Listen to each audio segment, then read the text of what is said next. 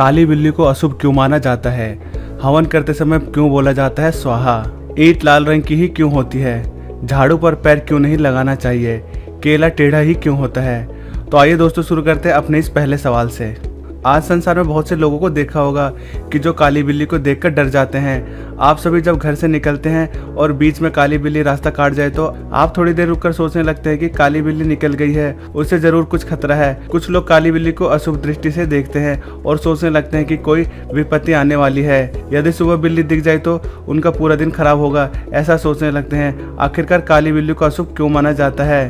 पुराने समय में मिस्र में काली बिल्ली अशुभ नहीं मानी जाती थी और वहाँ के लोग इसकी पूजा किया करते थे। उनके यहाँ बासत नामक एक देवी थी। वहाँ लोग यही सोचते थे कि यह देवी 9 बार जन्म लेती है और इसी कारण आज के लोग यही सोचते हैं कि बिल्ली 9 बार जन्म लेती है। मिस्र में कोई काली बिल्ली मरती थी तो उसके मृत शरीर पर मसाला लगाकर उसे सुरक्षित रखा जाता था।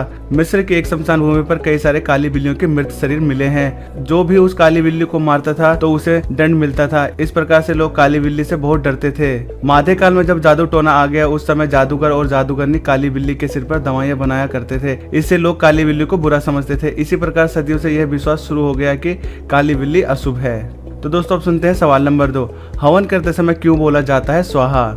हिंदू धर्म में कोई भी मांगलिक कार्य बिना हवन के पूर्ण नहीं होता है। कहते हैं कि हवन के माध्यम से मनुष्य अपनी आवाज देवताओं तक पहुंचा सकता है। शास्त्रों के अनुसार हवन करने से घर में सकारात्मक ऊर्जा का प्रभाव होता है। कई जगह तो हवन को गृह शुद्धिकरण का सबसे अच्छा तरीका माना गया है। पर क्या आपने कभी सोचा है कि हवन के समय आहुति देते वक्त हम स्वाहा क्यों कहते हैं? हम आपको बताएंगे कि यह किस पौराणिक कथा के अनुसार स्वाहा शब्द का उच्चारण हवन से आहुति के वक्त किया जाता है। शास्त्रों के अनुसार हवन सामग्री को देवताओं तक पहुंचाने के लिए स्वाहा शब्द का इस्तेमाल किया जाता है। पर अब सवाल ये उठता है कि आखिर कैसे स्वाहा करने से हवन सामग्री देवताओं तक पहुंच पाती है? शास्त्रों में अग्नि को सबसे पवित्र माना गया है, अतः हवन सामग्री को देवताओं तक पहुँचाने का सबसे अच्छा मार्ग अग्नि में इसकी आहुति देना है।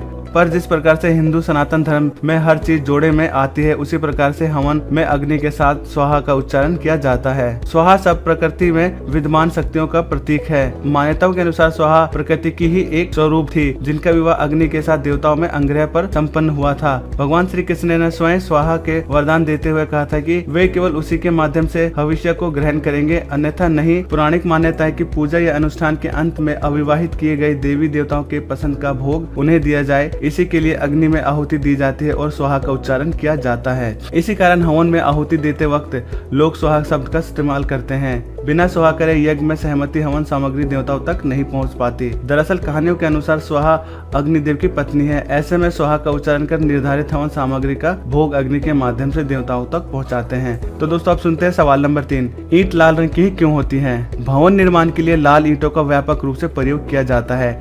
ईंटें बहुत कठोर होती है और सदियों से इस्तेमाल की जा रही है। ईंटें इमारतों को संचारात्मक ताकत प्रदान करती है। ईंटों को नरम मिट्टी के पेस्ट से बनाया जाता है, फिर इसी पेस्ट को एक आयताकार फ्रेम में डालकर ईंट बनाई जाती है। लेकिन अभी यह मजबूत नहीं बनी है। इस समय यह आसानी से टूट सकती है क्योंकि ईंटों को जरूरी तत्वों की आवश्यक मात्रा में मिलाकर बनाई जाती है। कच्ची ईंटों को मजबूत बनाने के लिए ऊंचे तापमान पर भट्टी में पकाया जाता है। भट्टी में तापमान 875 से 900 डिग्री सेंटीग्रेड होता है। इस तरह कच्ची ईंट की रासायनिक रचना बदल जाती है, जिससे हीमेटाइट आयरन ऑक्साइड बनता है, जिस वजह से ईंट लाल हो जाती है। तो दोस्तों अब सुनते हैं सवाल नंबर 4। झाड़ू पर क्यों नहीं लगाना चाहिए पैर? घर में कई वस्तुएं होती हैं, कुछ सामान्य रहती हैं, इसकी ओर किसी का ध्यान नहीं जाता है। ऐसी चीजों में एक झाड़ू है। जब भी साफ सफाई करना हो तो झाड़ू का काम होता है, अन्यथा इसकी ओर कोई ध्यान नहीं देता। शास्त्रों के अनुसार झाड़ू के संबंध कई महत्वपूर्ण बातें दी गई हैं। शास्त्रों के अनुसार झाड़ू को धन की देवी लक्ष्मी का प्रतीक रूप माना जाता है। इसके पीछे एक वजह यह भी है कि झाड़ू हमारे घर में गरीबी रूपी कचरे को बाहर निकालती है और साफ सफाई बनाए रखती है। घर यदि साफ और स्वच्छ रहेगा तो हमारे जीवन में धन संबंधी कई परेशानियां स्वयं ही दूर हो जाती हैं। प्राचीन परंपराओं को मानने वाले लोग आज भी झाड़ू को पैर लगाने के बाद उसे प्रणाम करते हैं, क्योंकि यह झाड़ू को लक्ष्मी का रूप माना जाता है। विद्वानों के अनुसार झाड़ू पर पैर लगाने से माँ लक्ष्मी का अनादर होता है। झाड़ू घर का कचरा बाहर करती है और कचरे को दरिद्रता का प्रतीक माना जाता है। जिस घर में पूरी साफ सफाई रहती है वहाँ धन संपत्ति और सुख शांति रहती है। इसके विपरीत जहाँ गंदगी रहती है वहाँ दरिद्रता का वास होता है। ऐसे घरों में रहने वाले सभी सदस्य को कई प्रकार की आर्थिक परेशानियों का सामना करना पड़ता है। जब घर में झाड़ू का कार्य ना हो तो उसे ऐसे स्थान पर रखा जाता है जहाँ किसी का नजर ना पड़े। इसके अलावा झाड़ू को अलग रखने से उस पर किसी का पैर नहीं लगेगा, जिससे देवी माँ लक्ष्मी का निरादर नहीं होगा। यदि भूल व झाड़ू को पैर लग जाए तो माँ लक्ष्मी से क्षमा की प्रार्थना कर लेना चाहिए। तो दोस्तों अब सुनते हैं सवाल नंबर 5, केला टेढ़ा ही क्यों होता है? दुनिया में ऐसी कई चीजें हैं जिन्हें हम हर दिन देखते हैं, लेकिन इनके बारे में हमें ज्यादा जानकारी नहीं है। आज हम आपको बताने जा रहे हैं ऐसे ही सवालों का जवाब, जिन्हें जानकर शायद आपके दिमाग की बत्ती जल जाएगी। आप में से कई लोगों को केला खाना काफी पसंद होगा। फल जितना स्वादिष्ट होता है उतना ही पौष्टिक होता है, लेकिन क्या आपने कभी सोचा है कि फल टेढ़ा क्यों होता है? शुरुआती दौर में केला जमीन की तरफ ही बड़ा होता था, लेकिन फिर पेड़ों के सूरज की तरफ बढ़ने की प्रवृत्ति के कारण वो ऊपर की तरफ बढ़ने लगे, जिसकी वजह से उसका आकार टेढ़ा हो गया।